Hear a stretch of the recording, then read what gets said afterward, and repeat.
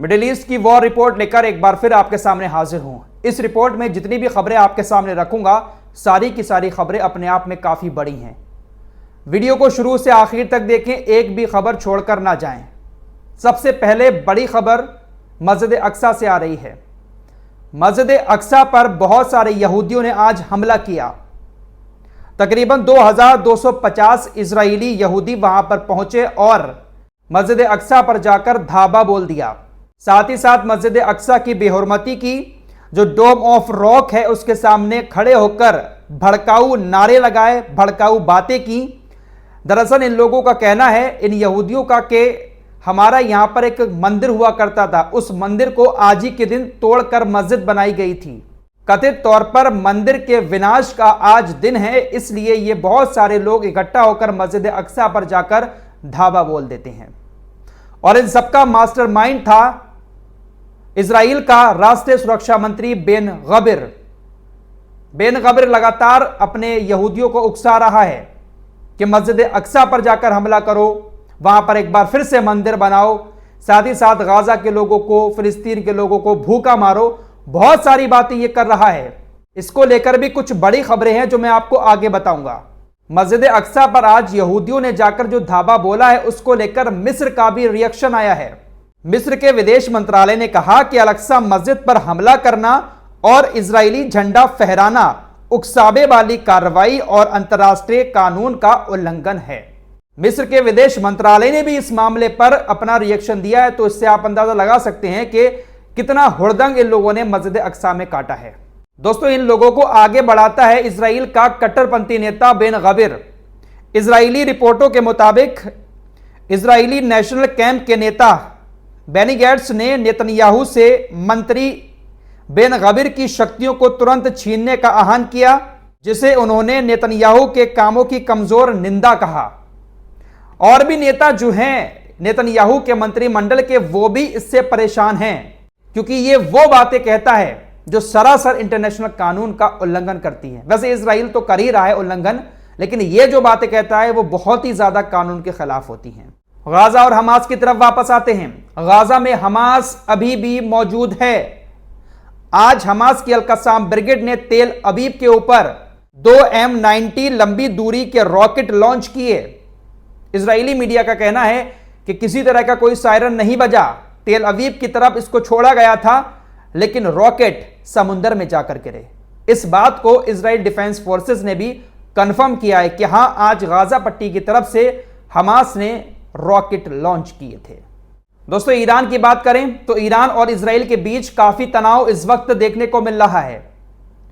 Iran के अंदर घुसकर इजराइल ने हमला कर दिया, हमास के नेता को मार दिया। ईरान की तरफ से लगातार बड़ी बड़ी धमकियां दी जा रही हैं। हालांकि ईरान अभी तक कुछ कर नहीं पाया है, और करेगा भी नहीं करेगा कुछ पता नहीं है, लेकिन इजराइल पूरी तरह से अलर्ट है।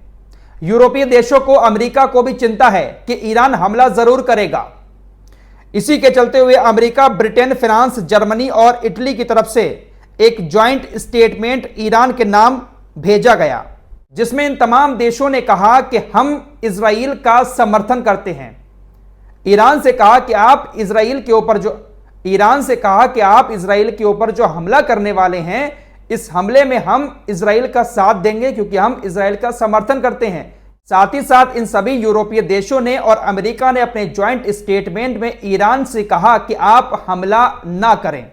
इजराइल को आपके सैन्य हमले का जो खतरा है, उस खतरे को टालने का हम आपसे आग्रह करते हैं, अपील करते हैं। खबर आ रही है कि ईरान ने इन सभी देशों की इस अपील को रिजेक्ट कर दिया है। ईरानी अधिकारियों ने दावा किया कि यह बयान अंतर्राष्ट्रीय कानून के खिलाफ है। चेतावनी दी गई है कि इजराइल और उसके बचाव का समर्थन करने वालों को सजा का सामना करना पड़ेगा।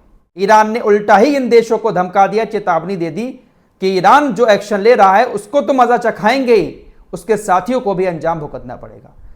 लेकिन भाई कब क्या होगा समझ में नहीं आ रहा है। यमन स्कॉलर्स एसोसिएशन ने कहा है कि सभी अरब शासकों, लोगों और सेनाओं को इजराइल के खिलाफ सामान्य लामबंदी और जिहाद की घोषणा करने की जरूरत है।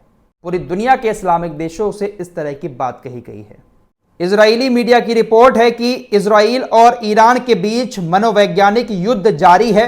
ईरान के मनोवैज्ञानिक युद्ध ने इजराइल के सोशल मीडिया पर पूरी तरह से कब्जा कर लिया है। सोशल मीडिया पर जो बातें चल रही हैं उसमें ज्यादातर लोग ईरान का सपोर्ट कर रहे हैं। ब्रिटेन के नए प्रधानमंत्री स्टारमर ने ईरानी राष्ट्रपति से कहा कि युद्ध किसी के हित में नहीं है, इससे सभी को नुकसान होगा।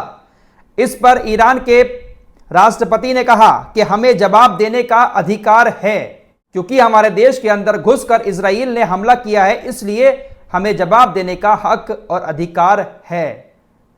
बातें बड़ी बड़ी हो रही हैं। इजरायली सेना ने आज गाजा के कई सारे इलाकों में अलग अलग जगहों पर हमले किए और बहुत सारी इमारतों को जमींदोज कर दिया। गाजा शहर के दक्षिण में स्थित तथाकथित नेटजारिम कॉरिडोर पर तैनात इजरायली कब्जे वाली सेनाओं ने गलियारे के आसपास की इमारतों को पूरी तरह से ध्वस्त कर दिया। दीर बला के पूरब में एक अपार्टमेंट पर इजरायली हवाई हमले के बाद आज सुबह अबू अल कुमसन परिवार की एक मां और उसके जुड़वा बच्चों सहित 4 फिलिस्तीनियों की मौत हो गई। दोस्तों, इस हमले में जिन जुड़वा बच्चों की मौत की बात मैं कर रहा हूं वो जुड़वा बच्चे सिर्फ 4 दिन के थे। उन 4 दिन के जुड़वा बच्चों को छोड़कर उनका बाप उनका जन्म प्रमाण पत्र बनवाने गया था, बर्थ सर्टिफिकेट। उन बच्चों को अपनी मां के पास छोड़ गया था। इजराइल ने इतनी देर में वहां पर हमला कर दिया। बर्थ सर्टिफिकेट बनवाकर जब बाप वापस आया तो देखता है कि उसके दोनों जुड़वा बच्चे और उनकी मां इजरायली हमले में मारे जा चुके हैं। चीख चीख कर रोने लगा। ऐसे दर्दनाक मंजर गाजा से रोजाना सामने आते हैं। इजरायली युद्ध कैबिनेट ने कहा है कि हमारा जो मेन युद्ध है वो ईरान के साथ है, हमास और हिजबुल्लाह के साथ नहीं। ईरान उनका एकमात्र समर्थक है। मिडिल ईस्ट में जितने भी संगठन हैं, हमास, हिजबुल्लाह, हूती, जो इजराइल के साथ जंग कर रहे हैं, इजराइल ने कहा है कि हमारी जंग इनके साथ नहीं है बल्कि ईरान के साथ है, क्योंकि ये जो लोग लड़ रहे हैं इनको पूरा पूरा समर्थन ईरान का मिला हुआ है। इसलिए हमारी मेन लड़ाई जो है वो ईरान से ही है। वॉशिंगटन पोस्ट की रिपोर्ट के मुताबिक ईरान ने इजराइल पर हमला करते हुए सीरिया और इराक में अमेरिकी ठिकानों पर एक साथ हमला करने की योजना बनाई है। वॉशिंगटन पोस्ट ये एक अमेरिका का अखबार है। यह लगातार इस तरह की बातें लिख रहा है कि इजराइल के साथ साथ ईरान अमेरिका के ऊपर भी हमला करेगा। मिडिल ईस्ट के अंदर जो अमेरिका के ठिकाने हैं उन पर एक साथ सीरिया, इराक, इन सभी जगहों पर हमला किया जा सकता है और यह हमला भी ईरान अपने इस्लामिक संगठनों से ही करवाएगा। इस रिपोर्ट में इतना ही। कुछ और लेटेस्ट अपडेट के साथ जल्द हाजिर होऊंगा। तब तक के लिए अपना ख्याल रखिएगा। अल्लाह हाफिज।